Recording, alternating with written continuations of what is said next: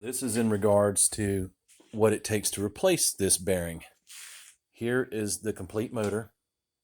You have your head, you have your jug or cylinder, you got your piston and rod in there, and there's your main case. So basically, to get it down to the point it is over there, you basically would need you'd have to take the motor completely out of the ATV first of all, so you'd have to disassemble everything. You'd have to pull off your magneto. Oh, after you pull off your clutch cover, pull out your starter clutch, pull out your starter, pull off your magneto, which is a special tool required, pull off your stator housing. You'd have to pull off your primary clutch on the other side. Of course, this one's already done because it's one that I got off eBay. Basically, you take off this top cover.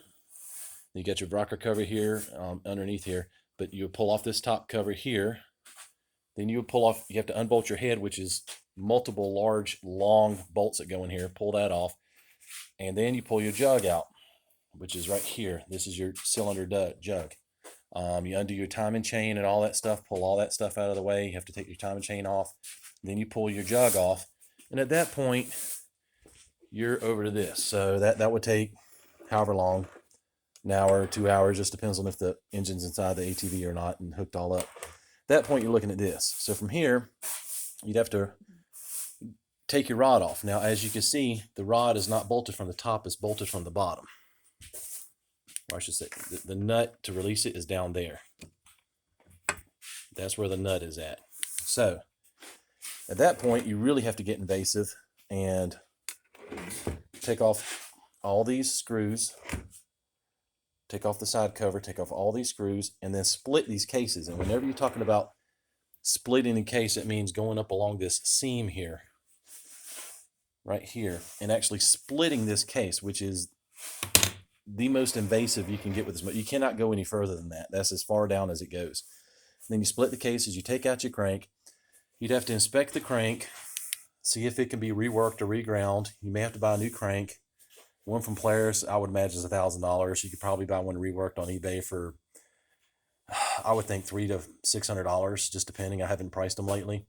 You would need to get a rod bearing, which is down there. After you take off your rod, assuming your rod's good, then you have to have the rod matched up with the crank and bearing, make sure everything, you might have to get an oversized bearing, get all that matched up.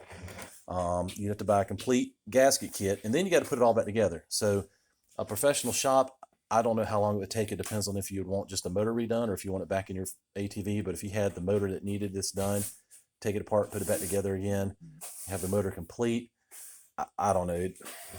Most shops around here are charging $100 an hour. I would think it would take at least 4 to 8 hours to do that. I'm not sure.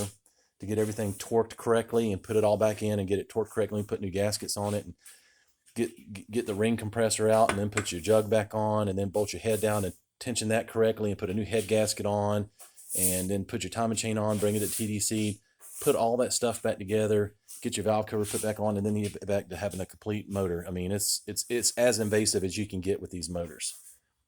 Splitting the cases, that's for motorcycle engines, that's for ATV engines, all that stuff. The only good thing is it's just a single cylinder. It's not a V-twin or it's not a twin cylinder. It's just a single cylinder, but still it's not a good situation to have an issue like that, okay?